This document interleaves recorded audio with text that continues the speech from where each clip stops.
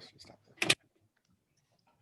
I was looking at all the names. Sorry, I was a little distracted. Some old friends and some new friends in there. So that's cool. So I was just telling Ryan, I'll give a couple minutes here to give a little intro. I think the last time I did a campus-wide workshop, I had hair and I didn't have a beard, and I feel a little bit better in this shirt. So I'm a little nervous today. So my voice is a little cracky, but I think I'll seeing all these friends online, I think that's great. So I'm just going to try to have some fun with this, and hopefully that'll loosen me up a little bit, and then we'll go from there. I did well. I'll go into the details in a little bit, but so welcome. We're going to talk about some personal academic website today. A little less about design today, but if we have time, we'll do that at the end. Next week, we do the deep dive in most of the design stuff, but we needed a starting point on getting us started with some terminology and finding the right place to talk about that. Little shout out to the Digital Humanities Exchange, the website's there. Anybody that's interested, I can send out these slides after the presentation. So you don't need to copy down any of those links or anything like that. So yeah, real quick, I want to thank Ryan Gurney from the Humanities Center helping me out with today's event. We're going to allow questions. If you do those in the chat, that would be great. I'm hoping to get done a little early so we can do some live questions at the end. If we don't get to your questions and they're in the chat, we can download that chat session, and I'm hoping to get back to you after the event. Or if you just want to email me, my email's on the screen. The easy email is just dpack@uci.edu or dwayne.pack@uci.edu, and I can help you out. I was a campus resource I've been on the campus for like 24 years, and I'm currently the director of IT for the School of Humanities. And before that, I worked for the Division of Undergraduate Education, and mostly helping out faculty with their tech needs. A lot of that turned into websites. Like at least like we were digitizing lab. We digitized digitized millions of slides and pictures for faculty, or at least help them out. But they need somewhere to put those, and we help them out with website design on that. I have years and years and years of mistakes that I'm going to share a little bit of those, and hopefully some of those mistakes will prevent you from making the same mistakes, and a couple tips and tricks for you as going out well. So let's see. Yeah, and also wanted to know, I didn't realize that this was going to go out to a wider audience. So I did rework the workshop. I got up a little early this morning at like 4 a.m., got to the campus, got away from my 3-year-old grandson to get kind of redo it all. I'm hoping that this format's a little more helpful to a larger group. But I did want to go over that format a little bit, before we dive in, so you can kind of get a sense of, where you're going to spend the next hour, since, this is your valuable lunchtime for many. So, here we go. So day one, we're going to talk, why are we talking about personal websites? Why a website? Why not just use social media? We're going to talk a little bit about what I would call the difference between like a professional site or content management systems. Domain names. If you stick around for at least that part, it's I think one of the most crucial parts of this whole thing. And then we're going to do an overview of campus services and an overview of off-campus services. For today, and then we'll do some question and answers stuff at the end. And then next week, we're more like in the title, design fundamentals, how to design for an audience. I'm surprised it doesn't say content on every one of these. Content is just, so important. And we'll be talking about like kind of the do's and don'ts as far as contents for websites. the general consensus of that, like my opinion, and then, like what other people are saying, and then, layout. I'm going to try to not nerd out too much on all this stuff. I'm going to try to keep the language, pretty basic, but responsive design is something that you'll hear about on layout. We'll talk about that next week, and that means it looks good on a phone or a tablet and a browser. So once again, content, super important. Talk about that next week. It doesn't seem like a modern website would be much without images. We're going to talk a little bit about that. Go over some, like embarrassing stories about my mistakes on creating websites. And then, we're going to do all that quickly, and then hands-on demos of popular website management systems. So that's where we're at with this. And that's not comprehensive. If you want to reach out and talk to me about any of this stuff, I love to. I was a freelance web designer for years. Seems like so many lifetimes ago, but so this is one of my favorite subject matters to talk about. It's something that, I think is important. And yeah, so if you want to reach out to me, I can definitely talk to you about that, after or between these workshops. Yeah, just contact me and we'll set up a time to chat. So disclaimers. So I've been here for 24 years, and I'm smart enough to know that this is a fairly controversial topic. So mostly being because I'm this school IT director for humanities. So you came to me and you're like, hey, I want to do a website. I would tell you not to probably do an off-campus website. Like, I would try to steer you towards campus tools. We're going to be talking about those today and why those are so great. But and I do think that they're great. We're not. I didn't want at any point for you to think like the campus tools are no good.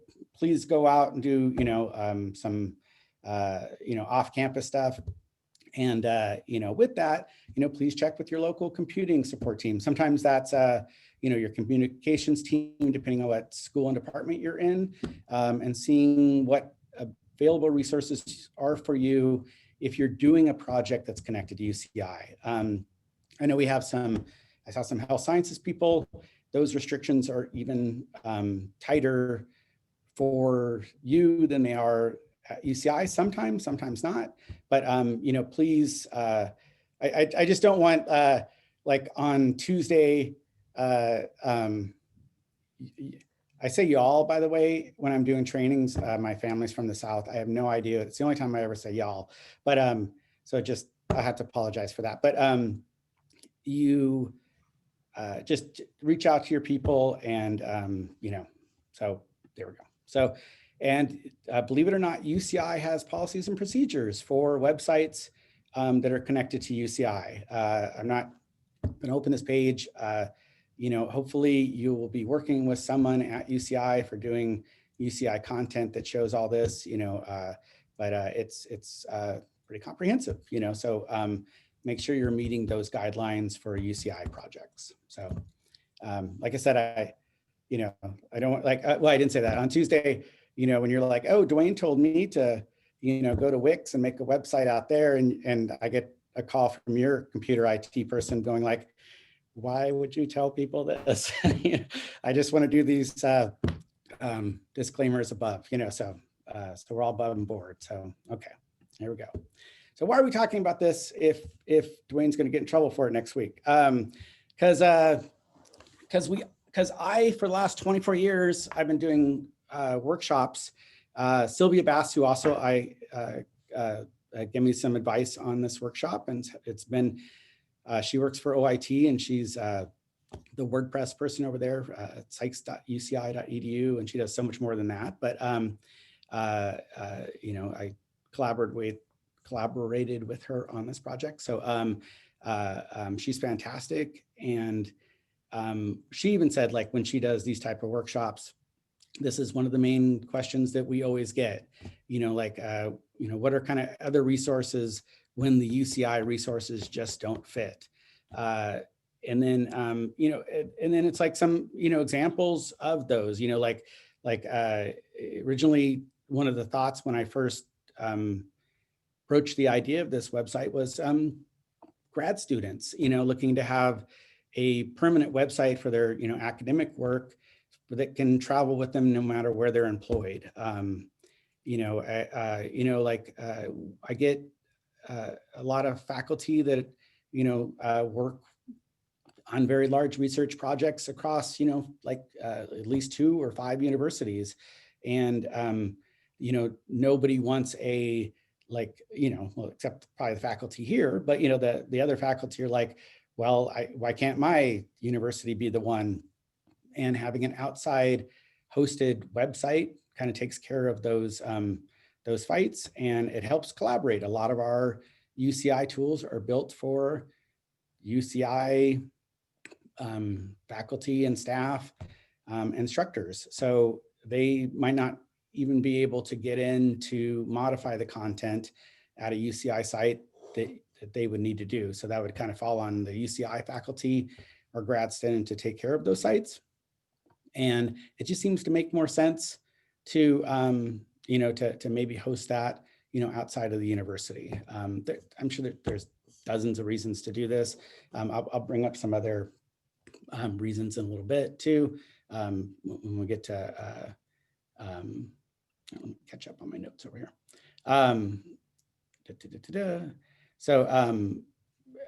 So yeah, there's, and maybe you have life outside the university and you want to do a website for that. I don't know, you have a really cool dog or something, and you want to do your dog's website, who knows? So there we go.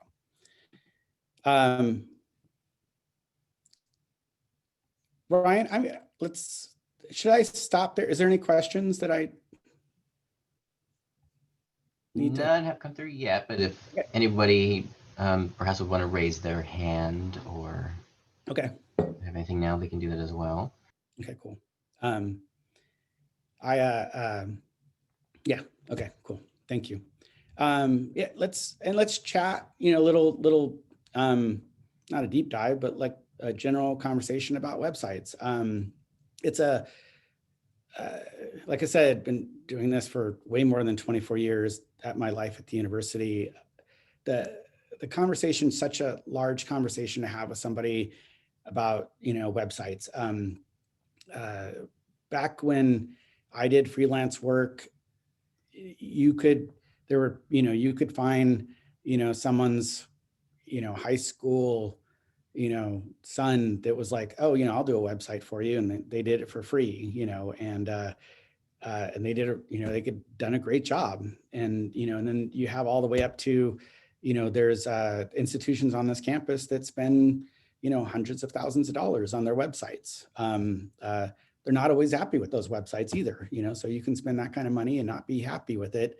And there's a lot of things to realize about a website. There's like a functionality about the website. There's the look and feel about the website. What's its purpose? Why are you doing the website? All these things that you kind of, want to decide beforehand, maybe even before you decide on a platform, which is mostly what we're talking about today, that you're going to land on. We have like 70 plus people on right now. Everyone here, if I had a conversation with all of you privately, would have a different need for your website. There's like a functional need, you just, you need to get these YouTube videos up, would love to, promote yourself getting a job at another university. You're about to graduate. All these different tools, you just want something to, put your resume up, or you might have like a deep dive research need where I need, my website to, run, a 3D world, or, I need it to display data in a certain way. I need data to be searchable. I need people to add to that data. I need to have a a manuscript, a scanned manuscript, and I would like, people to make comments and, interact with that manuscript. So those are usually more expensive options than we're talking about today. But sometimes it's just about, getting started too on, your needs for your website. The nice thing about most or all of the platforms we'll talk about today and mostly next week is they're expandable. So you can grow with those websites, usually meaning that you have to throw a little bit more money at it. But it's all about, the kind of the planning and the content is where you need to start. A lot of people over the years that I've talked to about websites, they're like, I want a website. And I'm like, okay, that's great. What do you want on that website? And they're like, well, I just know I need a website, and that's all I get from them. And it's like, well, let's go back and let's just, start with a Word document and, let's, start developing some content. And that usually takes I would say the bulk of the time when you're creating your website. Like the, what's the purpose? What's, all that kind of stuff. We have Humanities is redoing their website right now, and we have an outside firm that we've contracted with, and they used an org chart tool, which I thought was brilliant. So kind of do the whole site structure of the site, and then you're kind of like thinking about it in a way in a planning kind of way, rather than just like, I'm going to throw some money at a hosting company and try to figure it out from there. So there we go.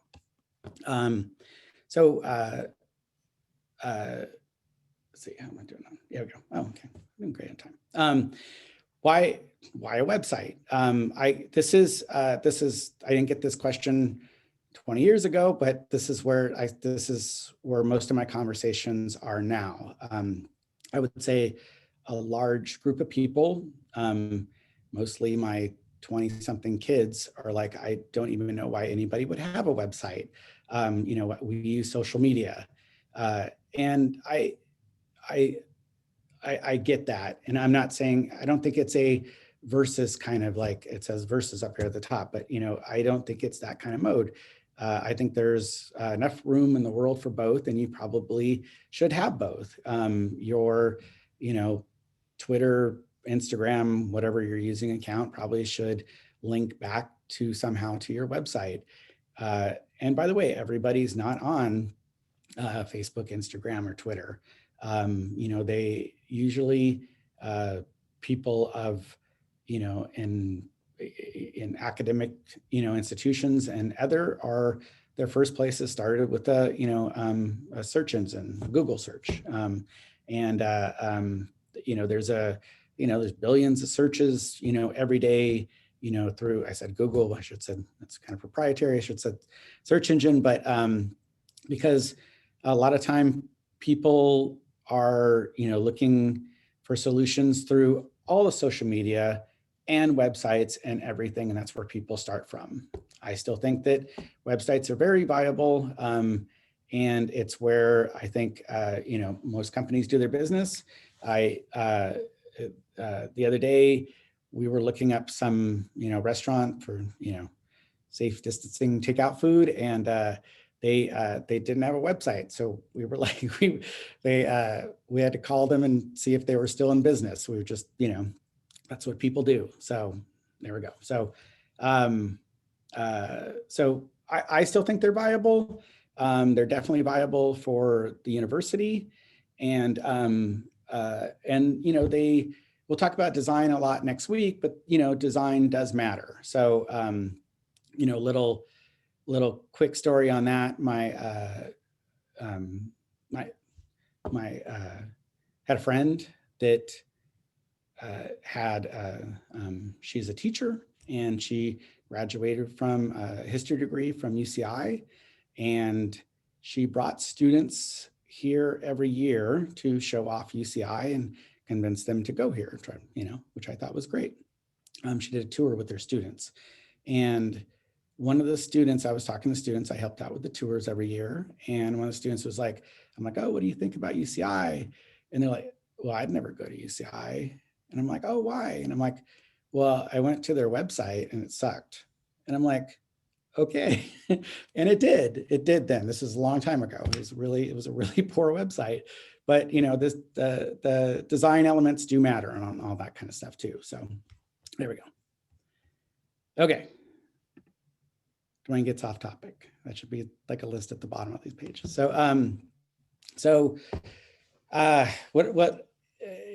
most of the content that I'm going to give you today is about, what I would call like, website content management services. Like we're talking, like the sites.uci.edu, which is WordPress, or Google Sites or Wix or Weebly. We're going to be looking at all these next week, and a couple others that we'll get to when we get to that list. They are, either they start off free, and then you can pay for more, and or not. Some and they're great services. But they're kind of template driven, and there's some really great templates on there. And I would advise you, we'll get to this more next week, to kind of look at them all. The decision between Weebly and Wix, which if you've never heard of these names before, I just realized they probably sound pretty silly to anybody.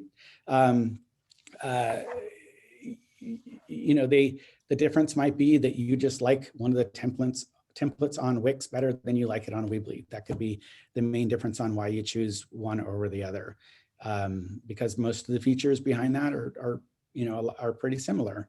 We'll talk about like ease of use next week too, which is a big deal. But like going back to those, like I was like, it's like $100,000 sites. We're talking about having like a programming team on those. We're talking about large data and security and all those things that these companies take care of for you. So programming, I'm not going to talk about a lot of programming. If you do have a more advanced website need, please contact me, and we can talk about how to get resources together for that.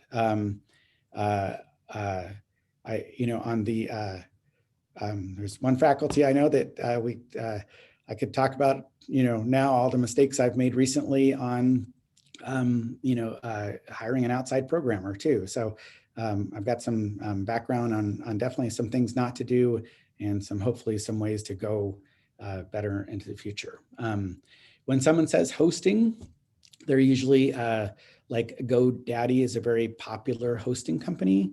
And what that means is they give you a place to put your website and or your other files and anything that you want on that site. The nice thing is about hosting companies are like GoDaddy, which we're also going to talk a lot about next week, is that you can do a little more like advanced scripting. Like you can have forms that are a little smarter than your general like Google form or something like that. So a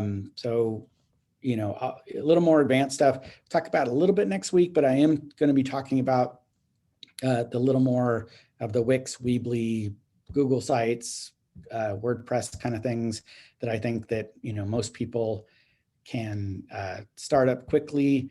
I know that a lot of you, I'm assuming most of you, are at least as busy as I am, maybe more, and you're not looking for a new hobby or to learn a programming language. So going forward with that, I'm assuming the bulk of the people on here are not interested in that. But if you are interested in that, there are tools to help you get that programming background as well that you might need to do what would I call like a professional or advanced site. the money difference is usually quite extreme. So for like a GoDaddy hosting company, it's not that extreme. You can, like, for $10, $20 a month, you can have a nice hosted website. But for some of the more advanced database features that you can add onto those sites, it all adds up. So for me, it's all about control and functionality.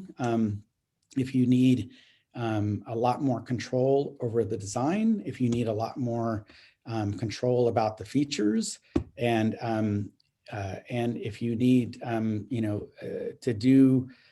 to add some functionality that you're not going to get on these free or lower price sites, then you'll have to pay for those. So usually, sometimes not. So, okay. Hey, Dwayne, can we pause really quick for questions there? We have one from Tanya actually asking, besides GoDaddy, are there other sites that you might recommend? We're going to get into that. Yeah, okay. Definitely. Yeah. I will say, I'll say it now and I'll say it at the end. There are hundreds, if not thousands, of these companies. I kind of did, since I'm not in the business anymore, I did my due diligence, and I contacted some of my, my favorite web developers, and kind of got up to speed on a couple of these, and I'll bring those up at the end. But a lot of these, if you find some, like like if you find something you like, if you want to like vet it, like, oh, like Dwayne, this one doesn't start with a W, so is that okay? And I'll be like, yeah, this is a great service. But yeah, well, we'll get into that a little bit. Thank you. Thanks, Ryan. Is there another one, or is that good? All we have so far in the chat, unless anybody has anything further they'd like to ask at this point, verbally or otherwise. Okay. Okay. Cool. Thank you. Thanks, Ryan. Appreciate that.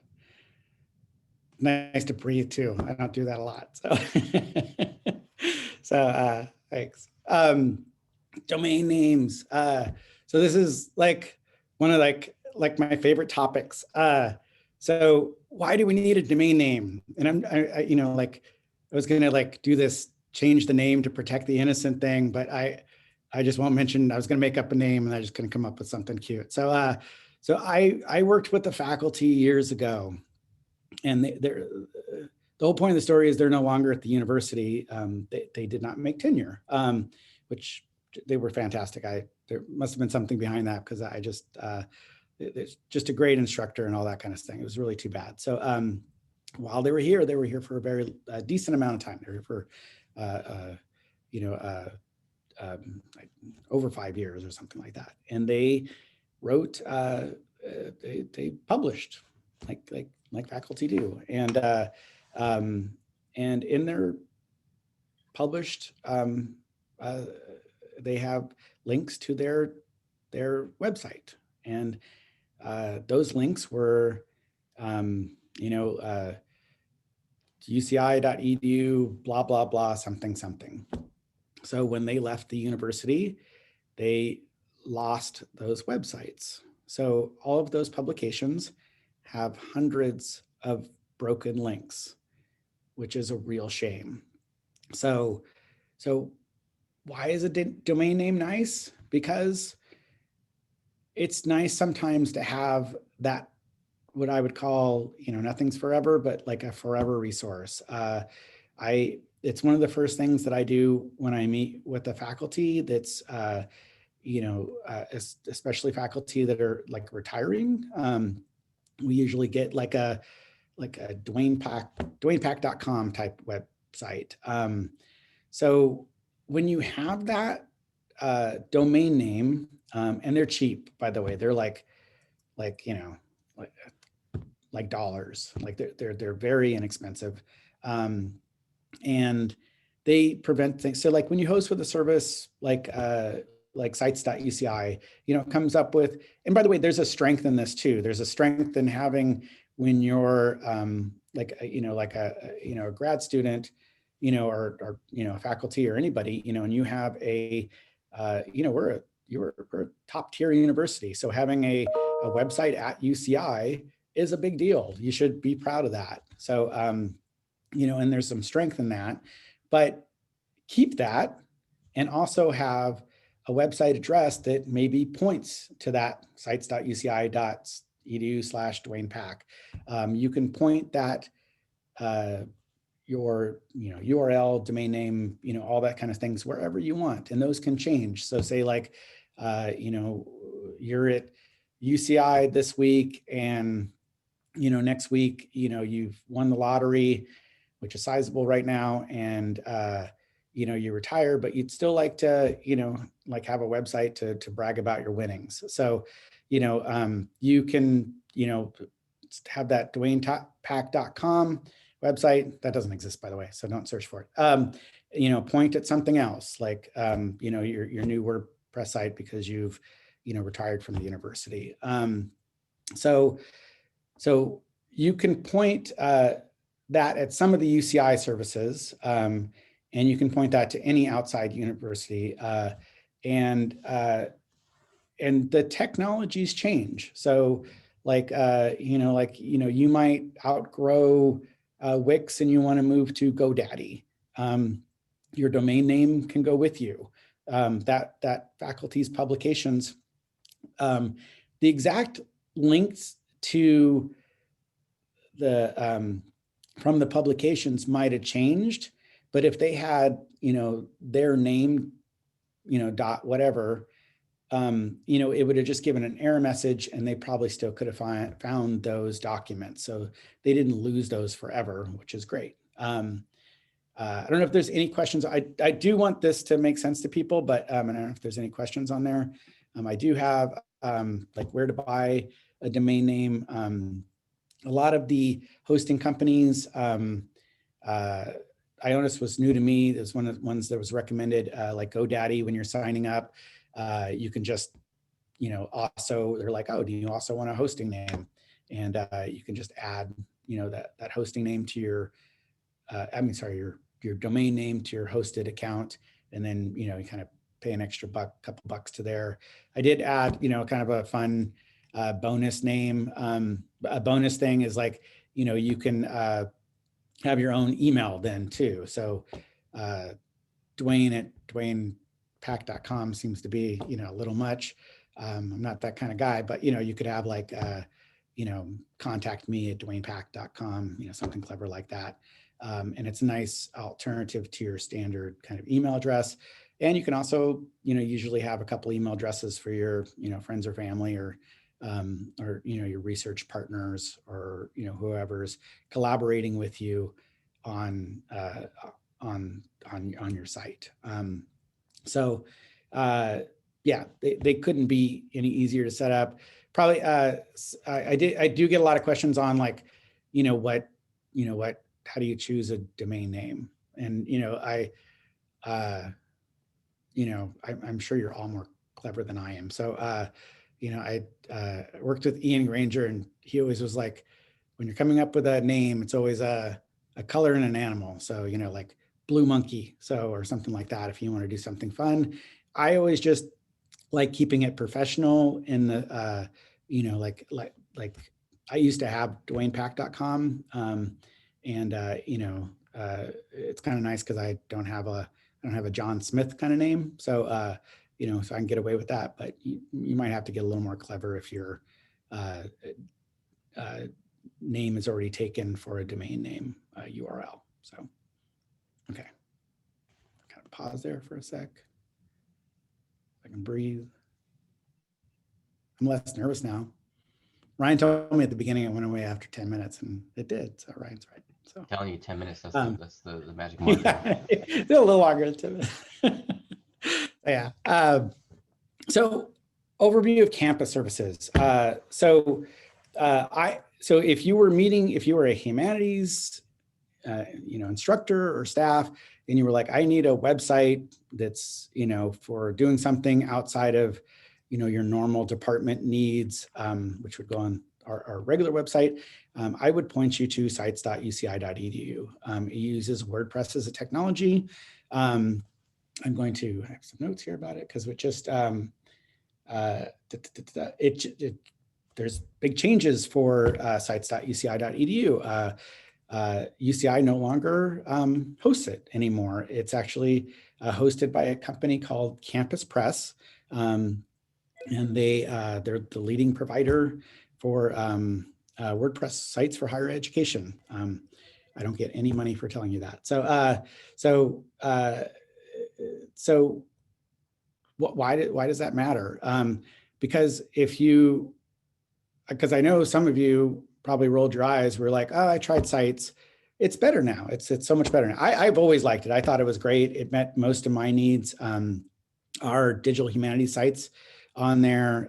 It's my go-to whenever I need a site. The great thing is it's free and easy to use. So if you just have like an event coming up, you can put it on sites.uci.edu, and then it can go away right afterwards. So you can literally have a website in 5 minutes. So that's one of its strengths. I'm just going to read this because I just got this morning. The migrating to Campus Press hosting, we can now offer a larger set of themes and plugins.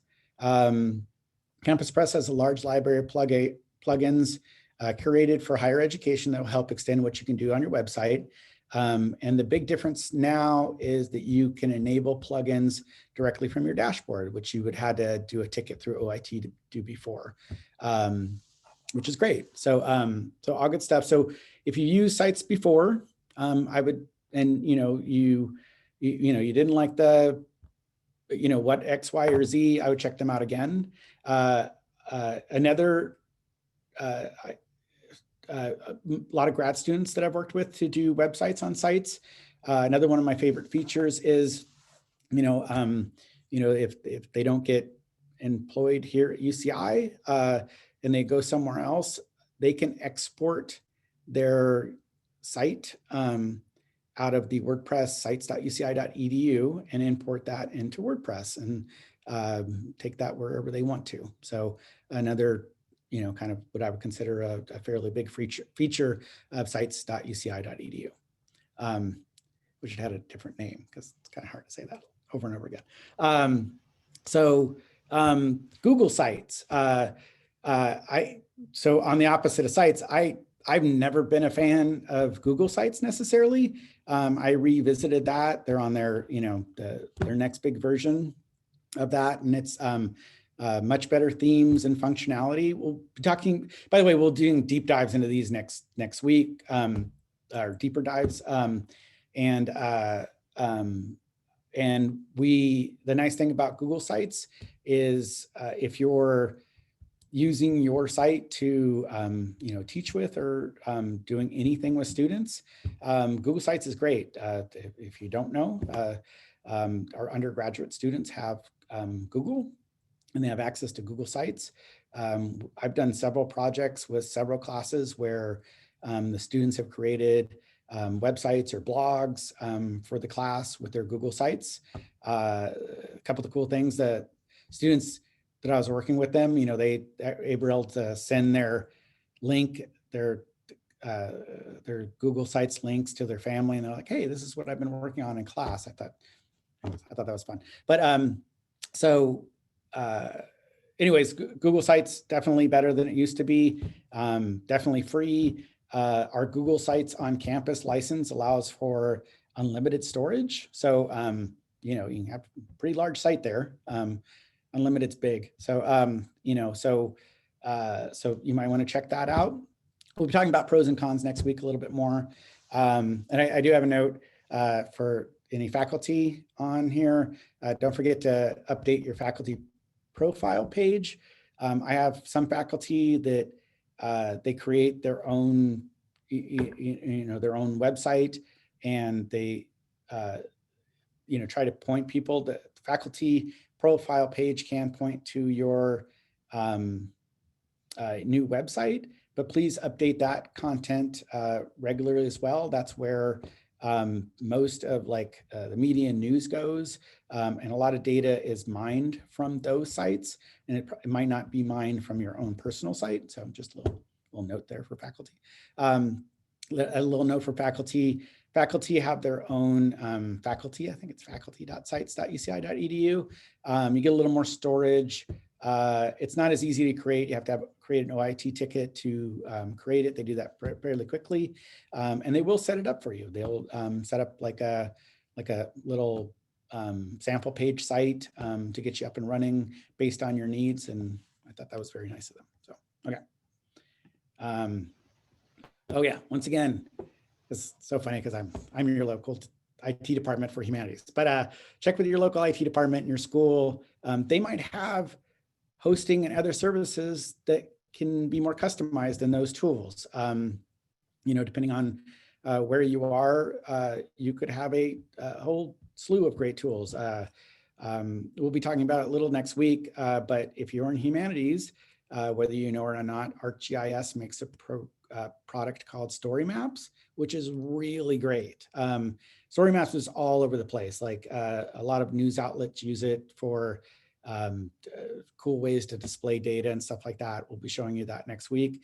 And OIT does offer some advanced hosting for a fee as well. There's links on this that you can go and investigate on your own or contact OIT for. And over off-campus tools, this is what we're mostly going to do next week. So, so these are what I would consider the big ones. So WordPress is pretty much like the big one. So like WordPress is, kind of big in its world. It's easy to use. It's I would say, as far as like usability, it's probably not higher on my list. Squarespace, Wix, Weebly, those would be probably on my list of like the easiest ones to use, where you can kind of just drag and drop or add content a little easier than I would say WordPress does. GoDaddy is just huge, and they offer literally like everything that you could ever want. You can do WordPress. They have a bunch of different types of servers. You might be interested in different types. I said I wouldn't get too nerdy, but like if you were like wanted a Windows server for whatever reason, or a Linux server, you have a choice of those. If you don't know what those are, don't worry about them. But if you do, it's a big deal. So, GoDaddy definitely is one of those hosting companies that you can start with a like relatively low, low money and, kind of a quick learning curve, and you can grow and grow and grow with them. When I did freelance, I had about 30 sites on GoDaddy that I helped maintain, and I thought they did a very nice job. Oh, by the way, on all this stuff, there is someone out there that doesn't like GoDaddy, and then there's someone that likes GoDaddy, and then there's someone that has a Squarespace tattoo, and there's people. So just keep in mind, like when you start on all these projects, really believe that pick what's right for you. Like do some Google searches on, Wix versus Weebly, kind of thing. We'll talk about next week, but the pros and cons of all those kind of things. There's just such a deep love or hate for a lot of these different companies based on, I have no idea.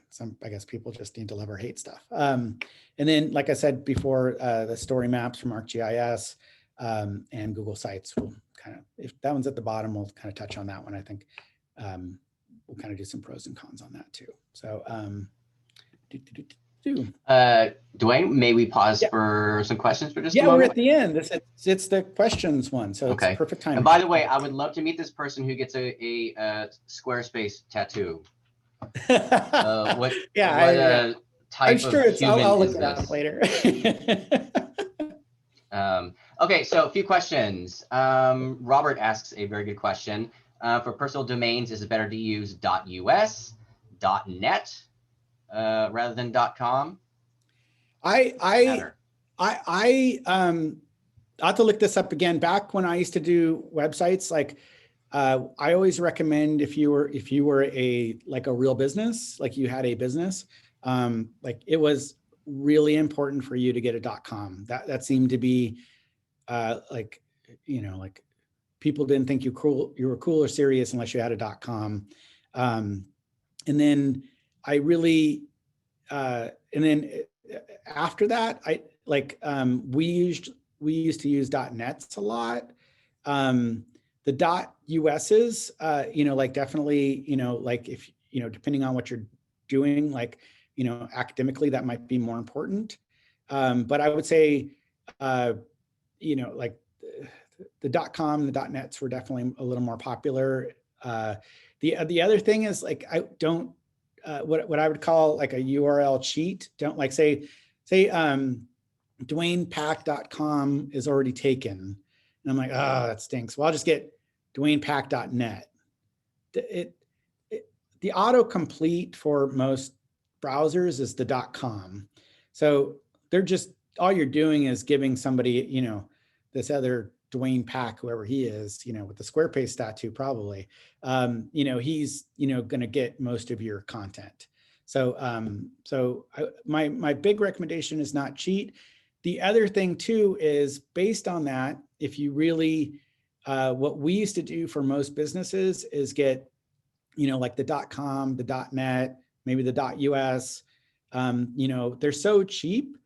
A couple extra bucks for each of those. It doesn't hurt to get, like a couple of them. And then if, you kind of like hedging your bet so that, so someone doesn't steal your, DwaynePack.net later on and, you do whatever with it. So. Okay. Does that help? .com might be a good one to use though. Okay, another question we have is about OIT specifically. When we do ask OIT to create sites for us, are these going to be a sites.uci.edu or is it going to be something else? Yeah, it really depends. So if you go to, if like you just went to, sites right now, sites.uci.edu, you can literally log in and create your own website. If you, and that will be, the URL name would be sites.uci.edu/ like digital humanities in the case of, our website. I think that changed actually, but digital humanities exchange. So I just forgot the name of our website. But in that, and then the faculty is kind of the same. So faculty.sites.uci.edu / whatever name. You can have OIT. We can buy UCI domains. So I could have like, this is probably a really bad example, but I could, I could have like humanitystudio.uci.edu / that sites page. I could have that URL page, but I can't, from my memory, I can't have DwaynePack.com. I can have it outside forwarded, but OIT won't take care of DwaynePack.com for me. So I'm assuming I haven't asked, but so does that help? I don't know if they can get back. Well, I think that speaks to, will it be a sites in some? Yeah, and then if you're, but if you're doing the paid for hosting one, yeah, it's whatever. Like we could move like our humanities.uci, we could move our main site in humanities to OIT site and have them host it for us, and we would pay them to do that, and we could have any UCI name associated with that. But it does need to be uci.edu. That's the domain that we own, so we can't add any other. It has to have uci.edu somewhere in there if I don't know why I'm pointing at me, if OIT is taking care of that. Okay. Great. We have another question, a great question from Darby about exporting. This is something I'm curious about too myself. Is the export process from sites is it straightforward? Are there instructions for this? And speaking to graduate students who, before they leave campus, will probably want to export their sites. Yeah, they should. Yeah, that's a great idea.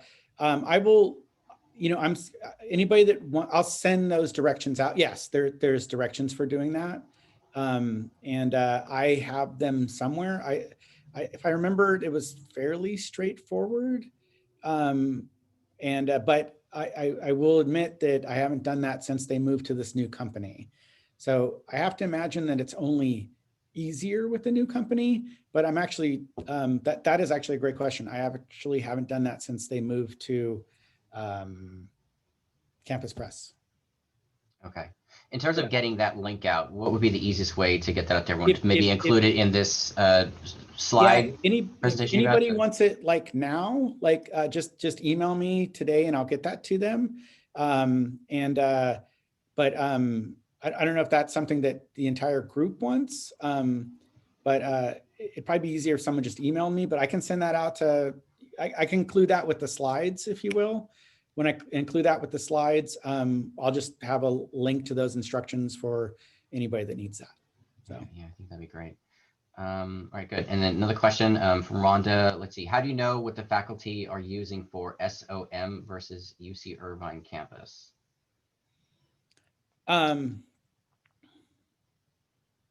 Can you say it one more time? Yeah, Rhonda, I wonder if you might be able to unmute yourself and kind of give us a little bit more context for that. How do you know what the faculty are using for SOM as an acronym versus UC Irvine campus?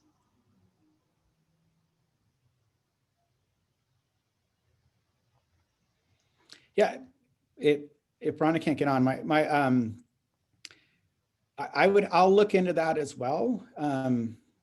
My lovely wife works for SOM, and so it seems like that's something that I should know. It's funny because most of the groups she's worked with, I've actually done most of their websites except for the one she's working for now. And I've gotten in trouble every time.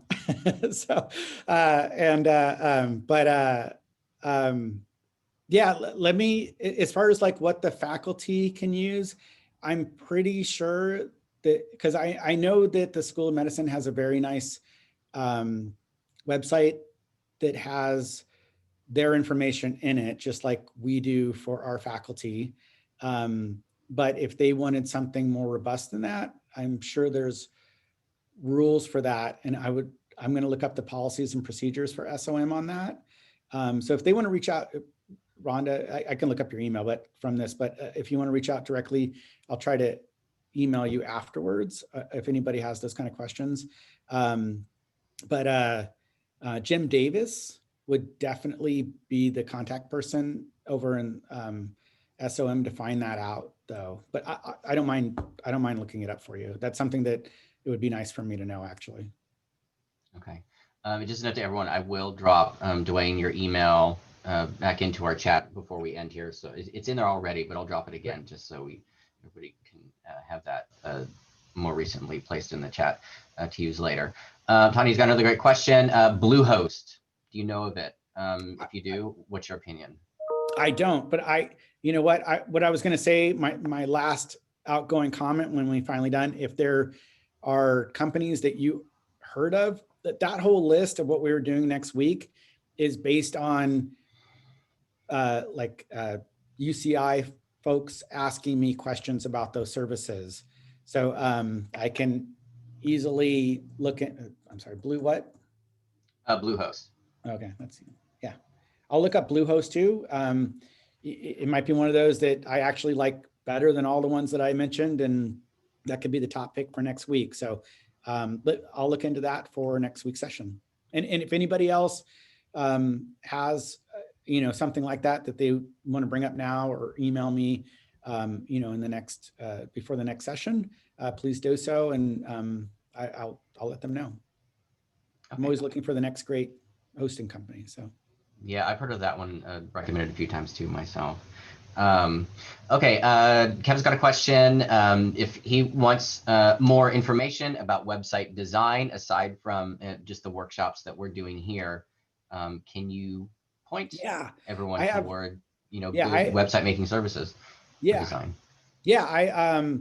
If anybody wants to meet with me offline, or if they just want me to, like, I have a bunch of resources that in fact, I'll just send them out with that are, like colors, like I was going to talk about next week, but like, mistakes that we've made with colors and, accessibility and, font sizes and just, general landing page advice and, yeah, all the resources that I'm using to do this workshop. I will send all those resources out because I would like to give plugs to all those people that I've, that have helped me with this workshop. So, yeah. Okay. So maybe that could be something that we could sort of attach to Yeah. the slides that get sent out when Yeah, people request them. Okay. That's a great idea. I didn't think about that. Thank you. And then let's see, Lawrence, will the recording be available? Yes. Let's see. Oh, Camber asks, is there a training on creating a site or page on sites.uci.edu? Well, in part, this is what we're doing here. Yeah, Camber. I would say the best, if you just go to sites.uci.edu, they have tons of tutorials on there. It's a huge campus resource that has all kinds of resources attached to that. Going that, if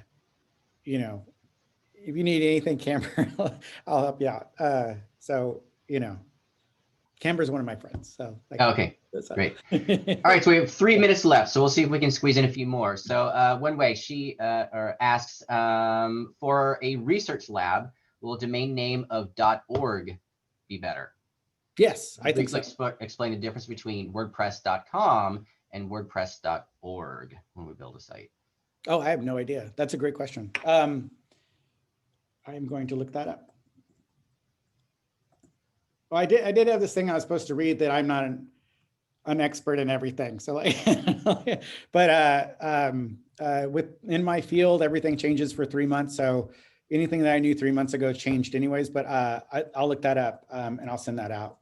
That's a great question. And then, but .org, as far as domain name for a research lab, do you think that would be? I think that's a great idea. I honestly have never thought about it before that, but I think that would be a very appropriate for a lab situation. Yeah. Okay. Let's see. 2D SOM, meaning School of Medicine, to me privately. Yes. Thank you for pointing that out. My head didn't go there quite fast enough. Tanya, yeah. Thank you for the note on that one too. SOM, School of Medicine.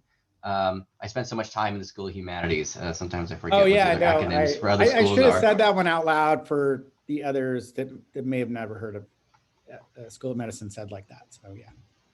Okay. Let's see, scrolling through. Okay. Yep. Sorry, Dwayne, bear with me for just a moment here. Scrolling through. Okay, I think those are all of the questions that we've got for the moment. Unless anybody has any others, we've got 1 minute left for our time window here. All right.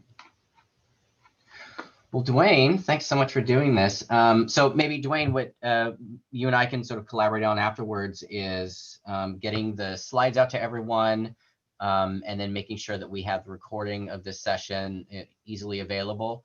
I can ask you about this later, but perhaps on the DHX site, might not be a bad place to just sort of drop the recording from this here, so we can bring everybody over to the DHX site. While you're there, you can see what other events we're doing this quarter, next quarter, and you can contact all of us there. And thank you all. This was fun. This was had a great time. If you have any questions, or please ask so we can make next the next session even better next week's or the next time we do this, and we'll go from there. Thanks again, Ryan. I really appreciate all your support. Yeah, So. no, this is great. I learned a lot from this. Hey, Amelia. Yeah, so thanks I everybody. can only see like 3 people at a time, so it's like, which is probably healthy. So, you know? So Yeah. otherwise I'd just be staring at everybody like, oh yeah. Okay.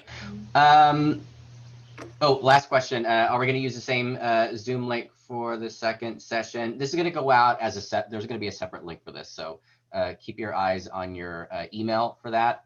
I'll be sending that out shortly. So eyes on your email. Okay, great. Well, I think we're all set. So Okay, thanks, great. everybody. Thanks, Dwayne. I want to see everybody. So, okay, great. Well, thank you all. And thanks, Ryan. I'll talk to you soon. Okay. All right. Bye-bye, everybody. Bye.